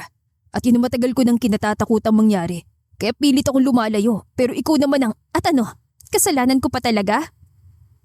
Malakas sa sinuntok ni Carlos ang counter na halos nagpatalon kay Julia. Kasalanan ko lahat to. Inaamin ko na ako yung may kasalanan. Kung hindi sana ako pumayag na dito ka tumuloy sa akin, wala sana tayo sa ganitong sitwasyon. Habang tumatagal, pakiramdam ni Julia ay palamig ng palamig sa buong kabahayan. Hindi dahil sa panahon, kundi pinili niyang mamuhay ng tahimik. Good morning. Hindi siya sumagot, ni hindi niya yon tinignan. May pagkain sa... Okay, Julia, sabi ko okay. Ganon lang, halos araw-araw. Naglalakad-lakad pa rin siya sa loob ng bahay at sa bakuran. Kumakain pa rin siya sa mesa. Natutulog pa rin siya sa kwartong inilaan sa kanya. Pero sa tuwing nagkakasalubong sila ni Carlos, ay parang wala lang. Walang eye contact, walang batian, walang biruan, walang kahit na ano, na para bang hindi sila magkakilala. Pero sa loob niya, gusto na niyang sumabog sa galit. Galit na hindi niya maipaliwanag. Hindi lang dahil sa nangyari, kundi dahil sa sumunod. Dahil pagkatapos ng lahat, pagkatapos ng mga yakap, ng mga halik na pinagsaluhan nila, ay tila naging yelo si Carlos. Oo nga't nariyan pa rin ito pero parang wala rin. Nang umagang yun, lumabas siya ng kwarto para lang kumuha ng tubig. Wala siyang ibang balak, walang planong magdrama, walang confrontation. Ni hindi nga niya inaasahang maabutan pa si Carlos sa bahay ng oras na yun. Pero narinig niya ang boses ito sa loob ng opisina. Seryoso, mahina, may kausap sa telepono. Sabi ko, wala akong pakialam kung gaano kakomplikado. Basta gawin mo utos ko. Hindi gustong makinig ni Julia pero may kakaiba sa tono ng boses ito. Her name is Julia. Julia Bartolome. Oh, siya nga. Napahugot siya ng hininga. Naipadala ko ng remaining balance. Ayoko ng delays, okay? Tahimik ang mga sumunod na sandali. Hindi sapat yun. Dahil hindi naman dapat umabot sa ganito, di ba? Sabi ko, na-terminate siya dahil sa questionable grounds. Hindi sumunod ang HR sa tamang procedure. She raised a compliance issue. That's protected. Hindi mo pwedeng i-label yun as performance and just bear it. Napanganga siya habang nakikinig. No, hindi alam ni Julia. Bili na bili ng dad niya na huwag nang makarating sa kanya. Hindi niya dapat malaman. Yes, okay na. Malinis sa mga papeles niya. Wala na magiging problema kapag nag-apply uli siya ng trabaho. Oo, tama. Ang alam niya, bad timing lang. And I want to leave it that way. Dahil kapag nalaman niya, iisipin pa niya na may utang na loob siya sa akin. At ayoko nun. Yes, just fix it. At bago pa maibaba ni Carlos ang telepono, ay mabilis siyang tumalikod at bumalik sa kanyang kwarto. Marahan niya yung sinara at kinandado. Umiling siya at napaupo. Hindi pwede. Hindi totoong alam niya kung ano nangyari tapos tinago niya. All this time, alam niya. At unti-unti bumalik sa kanya ang lahat. Kaya pala hindi ito nagulat sa biglaan niyang pag-uwi. Kaya pala parang nakahanda ng lahat para sa kanya nung dumating siya. Kaya pala gano'n na lamang siya nitong tignan na para bang naaawa ito sa kanya. Dahil naaawa nga siya sa akin. Tuluyan ng tumulo ang kanyang luha at hindi na niya yon pinigilan pa. Pagkatapos ng lahat, Diyos ko Julia, ang tanga mo talaga, kahit kailan. Dahan-dahan siyang tumayo. Okay, no more confrontation, Julia. Wala nang explanation. Huwag ka nang hihingi ng sagot from him. What you need to do is just leave. 5 taon na rin na lumipas at natutunan na ni Julia na mabuhay ng hindi lumilingon sa nakaraan. May bago na siyang trabaho, nakatira sa bagong lungsod, nagsimula ng bagong buhay.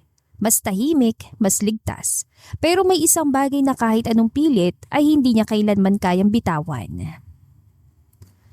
Mommy, bilis! Napangiti siya at yumuko. Ito na, baby, huwag ka nang tumakbo! Kinuha nito ang kanyang kamay at ngumiti. Parehong mga mata, parehong mga labi, pareho ng ugali. Makulit, matigas ang ulo, pero malambing katulad ng ama. Mommy, gusto ko po ng ice cream. Teka baby, hindi ka pa tapos kumain, see? Please mommy, busog na po ako eh. Ay, yung kulit talaga ng baby ko oh. Cute naman, di ba po? Nakangiti nitong sabi sabay pa beautiful eyes pa. Okay, basta isa lang ha. Yay! Thank you mommy! Mabilis itong tumakbo sa ice cream stand at wala siyang nagawa kundi sundin ito. Simple lang dapat ang araw na yon. Mamimili sila ng gamit ng anak para sa darating na pasukan, kakain, uuwi. Ganon lang. Hanggang sa… Julia? Literal na natigilan si Julia. Dahan-dahan siya lumingon kahit pa nga kilala na niya ang may-ari ng boses na yon. Si Carlos. Parehong postura, parehong titig. But older, colder. Pero pareho pa rin ang epekto sa kanya. At sa ilang sandali, wala siyang iba pang narinig. Mommy, sino po siya? At iyon ang nagpabalik kay Julia sa realidad. Anak, halika na, let's go home. Pero mommy, come on.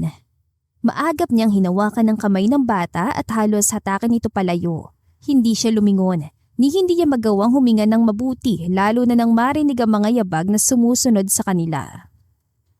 Julia, mas malapit na ito, mas mabilis. Binilisan pa niya ang lakad kahit pa nga alam niyang wala na rin siyang kawala. Mommy, wait po, wag po masyadong mabilis. Naku anak, kailangan kasi natin magmadali ha, meron kasi tayong… Julia, please stop. Nang buksan niyang muli ang mga mata ay nakita niyang hindi na sa bata nakatitig si Carlos kundi sa kanya. Mommy, ano po nangyayari? Saglit siyang yumuko. Okay lang baby, wait mo lang si mommy ha. Galit po ba siya? Bakit siya galit? Hindi. May pinag-usapan lang kami sandali ha. Muli siyang umayos ng tayo at hinarap ang lalaki. Tinignan niya ito na masama. Aalis na kami. Hindi, teka please Julia, hindi ka pwedeng umalis na lang ng ganito. Oh talaga? At sino ka para sabihin sa akin yan? Sa tingin ko kailangan nating mag-usap. Mas lumapit ito sa kanya, paminsan-minsang tinatapunan ng tingin ng bata. So ngayon, gusto mong mag-usap tayo. 5 taon, Carlos. 5 taon kitang hinanap. Mommy, muli siyang kinalabit ng anak. Hinigpitan niyang pagkakakapit dito at nginitian ito. Aalis na kami, pagod ng anak ko. Anak mo? Ako bang ama? Hindi siya sumagot. Tinignan lang niya ito na masama. Bakit hindi mo sinabi sa akin? At bakit ko naman sasabihin sa'yo? Dahil may karapatan akong karapatan? Putol niya.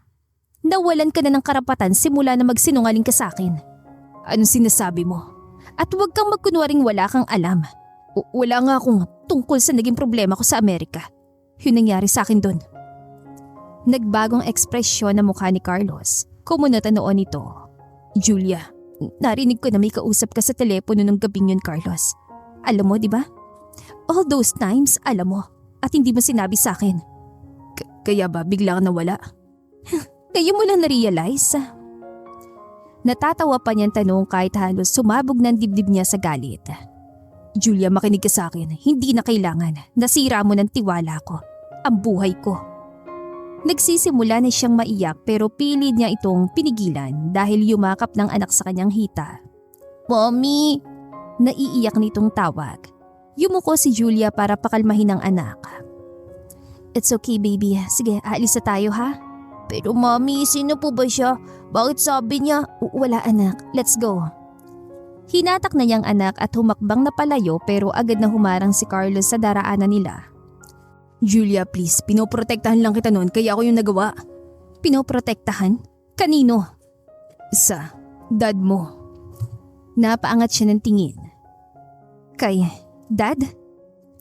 Yung nangyari sa'yo sa Amerika, hindi yun aksidente at lalong hindi mo yung kasalanan. Of course, narinig ko sa iyo yun mismo habang may kausap ka sa phone. Hindi mo narinig ang buong katotohanan. Ano ba totoo? Lumingon-lingon si Carlos sa paligid at noon lang din napansin ni Julia na naroon pa rin pala sila sa gitna ng mall. Pwede ba tayo mag-usap sa ibang lugar? At nagkasundo sila na pumasok sa isang hindi mataong coffee shop sa labas ng mall. Matapos makapag-order ni Carlos ay naupo na ito sa harapan niya. Katabi ng kanyang anak na tila tuwan-tuwa sa mga nakahain sa harapan nito. Mommy, bakit po natin siya kasama? Huminga ng malalim si Julia. May importante lang kaming pag-uusapan, baby. Tumango lamang ito at tinignan si Carlos. Hi, bati nito sa bata. Hello po. Nakamasid lang si Julia sa dalawa na para bang handang pumigil sa mga ito anumang oras. Anong pangalan mo, iho? Carlos po. Nalaki ang mga mata ni Carlos at napatingin kay Julia na napatungo na lang. Alam mo bang Carlos din ang pangalan ko? Wow, talaga po. Mami, narinig mo, sabi po niya Carlos din yung pangalan niya. Pareho kami. Napangiti si Carlos at napahawak sa dibdib. Ano ang tawag ng mga kaibigan sa'yo? Carl po. Okay, Carl. Pwede rin ba kitang tawaging Carl? Sige po, okay lang po yun. Di ba, Mami? Alanganin siyang tumango. Julia, I want to know more about him. Mariing umiling si Julia. Pero, huwag muna ngayon, please. Mahina niyang sabi para hindi masyadong marinig ng bata. Pumayag ako makapag-usap tayo dahil gusto kong malaman ng totoo. Mami, ano po pinag-uusapan niyo? Anak, eat your bread muna ha and get your coloring book sa backpack mo. Mag-color-color ka muna habang nakikipag-usap si Mami, okay? Okay po. Marahan itong tugon at sinunod ang utos niya. Umayo siya ng upot hinarap si Carlos. So, speak. Nabaon sa utang ang dad mo. Si dad? Para hindi masirang isang deal na pinasukan niya. Temporary lang dapat. Bridge financing. Tapos marerecover na niyang pera sa oras na umusad ang project. Project? Real estate, subdivision deal. Backed by investors na nag-pull out last minute. Kaya sinubukan niyang gawa ng paraan with private money. Umiling-iling si Julia at natawa. Hindi pumapasok si dad sa private loans. Noon lang, first time. Kanino siya nangutang? Nagtaas ito ng tingin. Loan sharks. Hindi, imposible. Hindi ganun si dad. Kilala mo si Dad Carlos, hindi siya. Kilala ko siya at alam ko kung paano siya kapag naging desperado. Pero paano ako? Bakit pati ako nadamay? Tinignan siya nito na mabuti. Kailangan nila ng leverage mula sa dad mo. At nalaman nila na may anak siya sa Amerika. Anak na may trabaho, may records, may simpleng buhay na madaling pasukin. Kalokohan yan. Nasa Amerika ako nun. Paano ako makakatulong sa kanila? Kaya nga, nasa Amerika ka. Ibig sabihin, magagamit nilang distansya laban sa'yo. Madali kang ma-isolate, madali kang mawala ng access, madali ka nilang matakot. Napanganga siya. Tuloy lang sa pagpapaliwanag si Carlos pero wala nang pumapasok sa kanyang utak.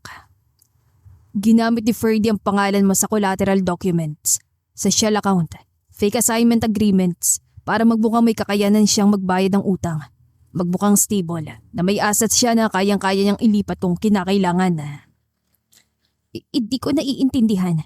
Ginamit ang pangalan ko? Saan? Sa mga peking dokumento at ang hindi makabayad si Ferdy, sinimulang kanilang itrace. Sa trabaho mo, ang immigration records mo, contact history, billing trace, lahat. Maraming iling ang itinugon niya. Hindi. Nagkaproblema sa papeles ko dahil may ginawa kong hindi dapat. May nakalimutan akong i-file, may na-miss na renewal, may hindi ako na-submit na requirements. Si Carlos naman ang umiling. Ang sinasabi mo ba? Natanggal ako sa trabaho dahil doon? Oo. Bumuntong hininga si Julia na para bang makatutulong yun para mabura ang problemang yun. Nag-offer ako kay Ferdy na ako nang bahalang umayos sa lahat. Nang malaman ko na damay ka na sa gulo niya, gumawa ako ng paraan para hindi ka nila matunton. Gusto ko tang protektahan, Julia. Protektahan? You manipulated me. Mahina ngunit galit niyang sabi. Si Dad din ang may sabi na huwag sabihin sa akin ang lahat, di ba? At pumayag ka. Dahil kapag nalaman mo, siguradong pupuntahan mo siya at kukumprontahin. Baka lalo lang lumala ang gulo. Pareho lang kayo ni Dad. Ginamit niya ako bilang collateral at ikaw, itinago mo lahat sa akin. Julia, teka lang. Tinignan niya ito ng matalim sa mata. I hate you. Alam ko at may karapatan ka magalit sa akin. Sorry, Julia. Sorry talaga. Tumayo na si Julia at hinablot ang kamay ng anak. Let's go, Carla. Uuwi na tayo. Napatayo rin si Carlos. Julia, huwag mo na akong guguluhin, Carlos. Ayoko na makita ka kahit kailan. Mommy, Pinahiran muna ni Julian luha bago tignan ng anak. Ayusin mo ng bag mo anak, uuwi na tayo, okay? Pero bago makahakbang si Julia ay humarang si Carlos. Hindi pwedeng ganito na lang tayo. Excuse me? Magkikita pa rin tayo uli sa ayaw mo at sa gusto. Hindi mo pwedeng ilayo ang anak ko sa akin. Natawa siya. Ay wow, ang kapal naman ng mukha mo para sabihin yan. Akong ama, may karapatan ako sa kanya. How dare you, Julia, please. Please? Grabe Carlos. Baka nakakalimutan mong ginawa mo sa akin. Ang ginawa niyo ni Dad sa akin. Speaking of your dad, matagal ka na niyang gusto makita. Isang mapaklang tawa ang pinakawalan niya. Wala akong pakialam. Miss ka na niya. Wala akong pakialam. May karapatan ka magalit sa kanya, naiintindihan ko yun. Pero tatay mo pa rin siya. May tatay bang nagpapahamak sa anak niya? Marahan itong umili. Pinagsisisihan niya nangyari, Julia. Walang araw na hindi ka namin napag-uusapan. Umiwas siya ng tingin dahil ayaw niya makita ni Carlos ang totoo. Na miss na rin niyang ama. Mommy, okay na po bag ko, uwi na po tayo. Tinulungan niyang anak na isukbit ang backpack nito. Oo, tayo na. Julia, ang dad mo. May sakit siya. At doon siya natigilan pero hindi niya ito binigyan ng pagkakataong maloko muli. Hindi, nagsisinungaling ka na naman. Sinasabi mo lang yan para makumbinsi ako na puntahan ko siya. Totoo. In fact, he's still in the hospital. Na-diagnose siya with early stage liver cirrhosis. Napahigit siya ng hininga. Malakas na siyang uminom noon pa man pero lumala nang nagka-problema siya. Manageable naman sabi ng doktor niya with proper treatment, medication, lifestyle change pero kailangan niya ng suporta. Kailangan ka na, Julia. Anong gusto mong gawin ko? Patawarin ko siya dahil lang sa sakit niya? Hindi ko sinabing ganun. So ano ang gusto mong sabihin? Nabilang anak. Mommy, si Lolo po ba yung may sakit, Mommy? Napabuntong hininga siya. Oo anak. Punta natin siya, Mommy. Pero baby, gusto ko po makita si Lolo, Mommy, para po gumaling siya. May sakit po siya eh. Di ba we visit people when they are sick? Napalingon siya kay Carlos at nakita niya ito nakangiti na para bang proud na proud. Please, Mommy, punta natin si Lolo. Sabi mo po mabay siya, di ba? Tsaka mahilig po siya sa comic books. Ipapakita ko po sa kanya yung collection ko, pati po yung mga drawing ko na superhero. Alam ni Julia na unti-unting gumuguho ang harang na matagal niyang itinayo dahil hindi lang yun tungkol sa kanya, kundi tungkol sa kanyang anak at sa kanyang ama. Sige baby, we will visit Lolo ha? Yay! Excited na ako, Mommy! Yumakap ito sa baywang niya na lalong nagpalambot ng kanyang puso. Thank you, Julia. Marahan siyang tumango kahit pa nakakunot pa rin ang noo. Wala tong ibig sabihin. Halos pabulong niyang sabi. Galit pa rin ako at hindi ko to ginagawa para sa'yo. Okay, I understood. Pero Carlos, kapag nagsinungaling ka uli sa akin, wala nang kahit anong usapan. Promise. Mahigpit niyang hinawakan ng kamay ng anak at niyakag ng palabas ng coffee shop. Sa loob ng private room ng ospital, makikitang nakasandal si Ferdy sa kama, may IV sa braso. Ang pangit ang pagkain dito, Carlos. Reklamo nito na nagpatawa sa kanya. Hospital to, Ferdy, hindi hotel. Mas masarap ang pagkain sa karinderya na aling ising doon sa kanto ng dati nating boarding house. Naalala mo ba? Oo naman, yun ang bumuhay natin nung college ako at nung nagtatrabaho ka na. Tumungo-tango ito at napangiti. Masarap sa pakiramdam na parang bumalik lang silang magkaibigan sa dati. So, kumusta naman? Eto, buhay pa. Sa susunod kasi, oo na, wag mo na akong sermonan. Bingin-bingin na ako sa doktor ko at sa mga nurse dito eh. Napailing na lang siya. Anyway, salamat pare. Lagi ka nandyan, lalo na tuwing may problema ako. Sus, ikaw pa ba? Tinignan siya nito. Ano nga palang ginagawa mo rito? Kaninang umaga lang dumalaw ka na ha? Wala ka bang trabaho ngayon? Baka mabawasan ang kayamanan mo dahil sa akin. Pinagtatabuyan mo na ba ako? Biro niya. Hindi naman sa gadon. May ibang pakay ka ano? Kilala kita eh. Tama ka. Kilala mo nga talaga ako. Tumayo siya at pinagpaga ng polo. Nandito ako kasi may kasama akong gustong bumisita sa'yo. Bisita? Sino? Si Doc na naman. Ay nako, mabuti nga na masabing sarapan naman ang pagkain ko dito.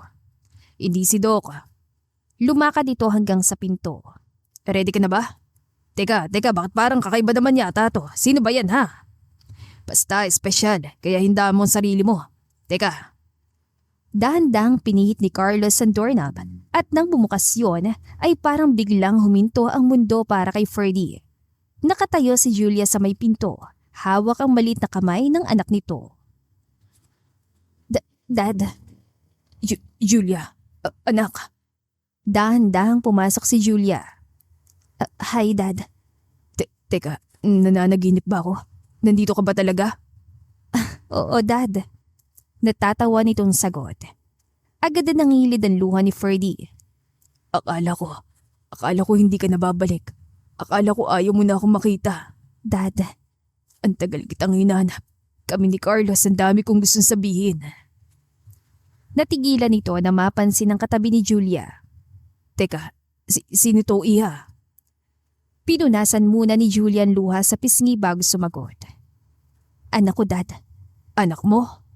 Sumilip ang bata mula sa likod ni Julia at tinanaw ang matanda. Tinitigan naman yun ni Ferdy. Anong pangalan mo iho? Carlos po. Nanlaki ang mga mata ni Ferdy at mula sa bata ay umangat ang tingin nito kay Carlos. Carlos? Hindi umiwas ng tingin si Carlos.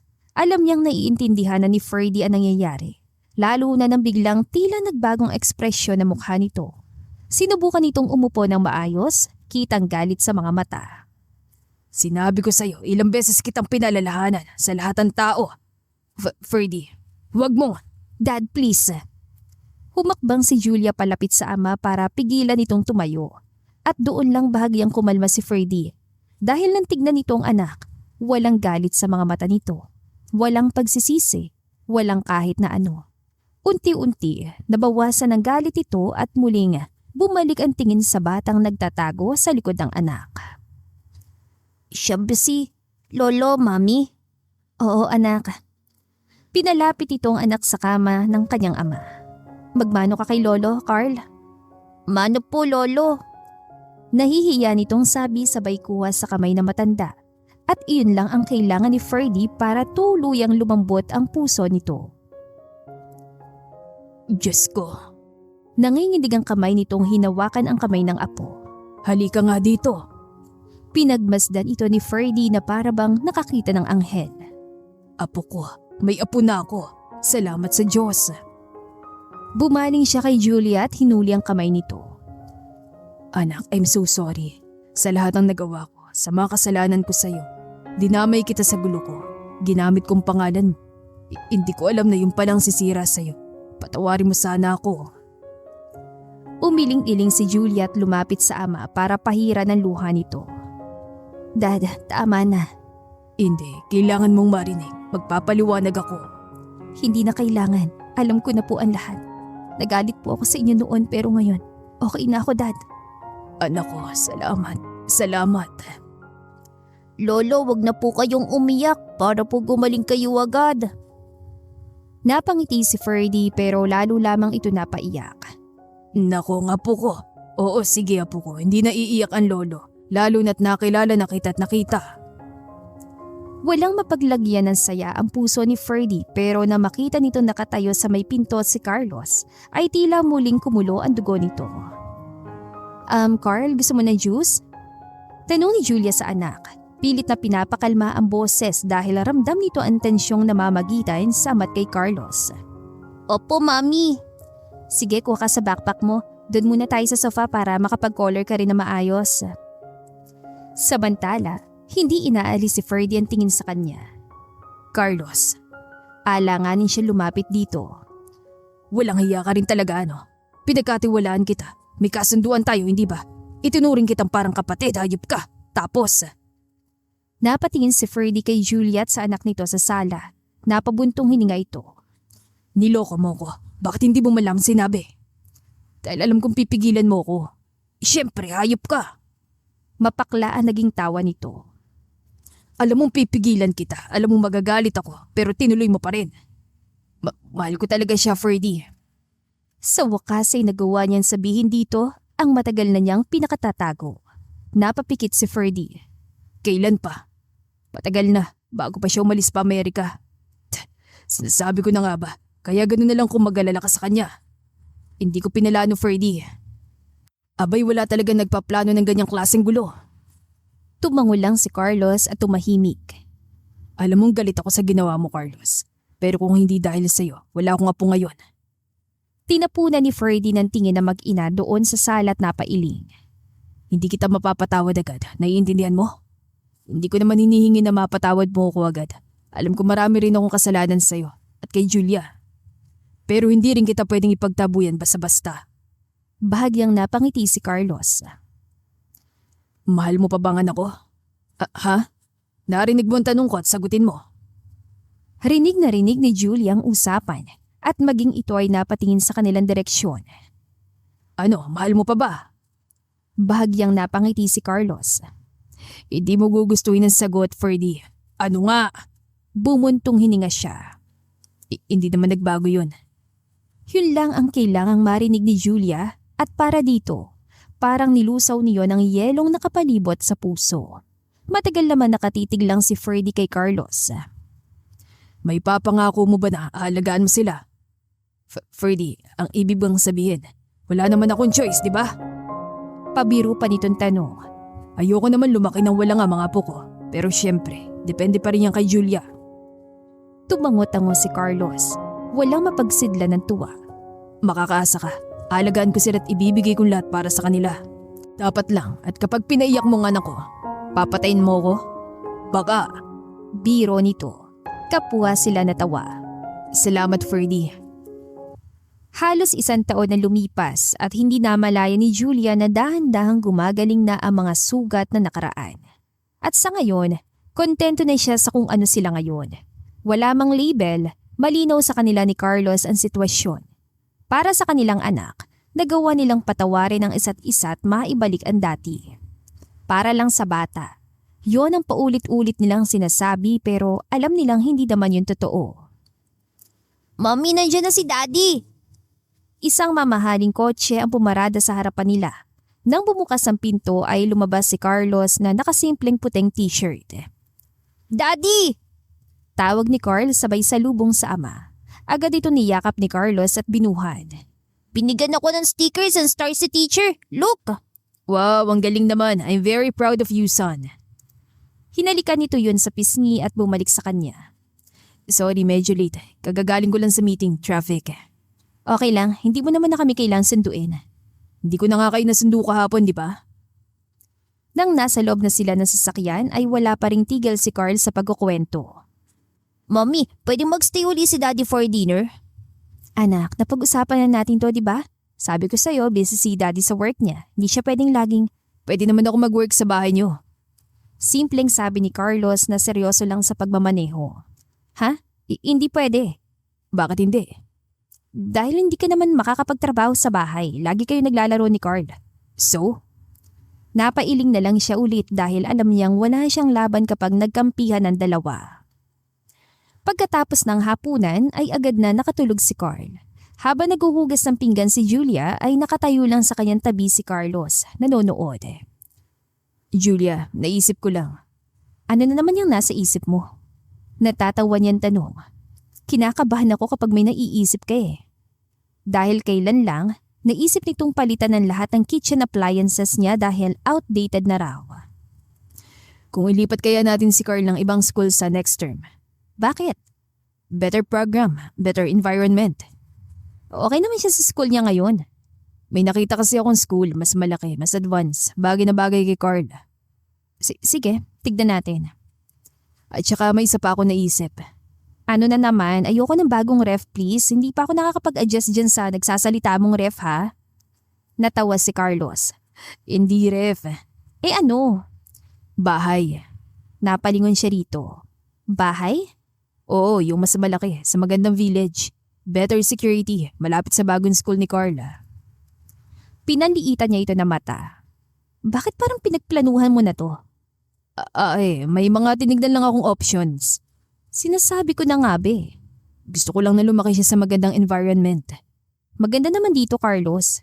Ang ibig kong sabihin, mas magandang environment. Mas malapit yun sa bahay ni Freddy. He can visit his apoy anytime. At isa pa, gusto ko na mas malaking space. Mas malaking space? Para saan? Mas lumapit pa ito sa kanya, tinignan siyang mabuti. Space for more noise. Yung malawak na lugar na pwedeng maghabulan ng mga bata. Mga bata? Ano mga bata, Carlos? Kimi itong ngumiti at nagkibit balikat. Naisip ko lang naman kasi, di ba? Lumalaki na si Carl. Hindi ka ba naawa sa bata na walang kalaro? Hindi ba mas masaya ang bahay kung marami siyang magiging... Hoy Carlos, linawin mo nga yung sinasabi mo. Inilapag ni Julia ang hawak na pinggan sa lababo at hinarap ang kausap. Sinamantala naman yun ni Carlos para kunin ang kamay niya. Ayoko lang na ganito tayo palagi. Na parang temporary lang ang lahat.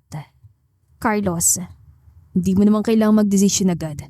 Gusto ko lang na sabihin sa'yo kung ano yung gusto ko. Kung ano yung mga plano ko. Paano kung hindi ako pumayag? Well, maghihintay ako hanggang magbagong isip mo. I'm not going anywhere, Julia. Dito na ako sa'yo. Sa iyo ng anak ko. Kasi, mahal kita. Napangangas siya. Ngayon ko lang narinig sa'yo yan ha. Ngayon lang kasi nagkaroon ng chance. Pero totoo, mahal kita. Mahal pa rin kita. Simula noon, hindi nagbago. Totoo ba? Totoong totoo. Nakangiti nitong sagot. Kung pumayag ako sa gusto mo. Nagliwanag ang mukha ni Carlos pero hindi nito agad pinahalata ang tuwa. Pupuntahan natin yung bahay kahit bukas para makita mo. Then we'll plan for the wedding. Wedding? Siyempre, kasal muna bago natin sundan si Carl. Pabiro niyang hinampas ang braso nito. Teka, ito na ba yung proposal mo? Hindi pa. Pero this is me asking if we can stop pretending. This is me telling you that I want what we have to be. Permanent. So, proposal nga. Well, kung yung proposal na may ring and all, hindi pa. Pero kasi di ba ayaw mo ng ganun? Yung mga grand gestures. Oh, wow ha, naalala mo? Siyempre. Napangiti siya. Okay. Okay? Okay. Let's make this permanent. Tumaas ang kilay ni Carlos. Sigurado ka? Sa isang kondisyon. Sure, ano? Ikaw magsasabi kay Dad. Oh, ngumiti ito. Well, sa totoo lang. Huwag mo sabihin alam na ni Dad. Siya yung kasama ko nung binili ko yung bahay. Carlos? Siya yung nagsuggest ng location. Carlos? Sorry. Natawa na lang siya dahil alam niyang wala na siyang magagawa. Hindi ka galit? Ay nako, pagdating sa inyong dalawa, alam ko mauubos lang energy ko kapag nagalit ako. Tinamnan ni Carlos ng halik ang kanyang noo at napapikit siya nang bumaba ang mga labi nito sa kanyang labi. I love you, Julia. At salamat sa pagbibigay sa akin ng isa pang pagkakataon. I love you too, Carlos. Salamat sa hindi pagsuko. At dito na po nagtatapos ang ating kwentong pag-ibig. Maraming salamat po sa pakikinig. To God be the highest glory.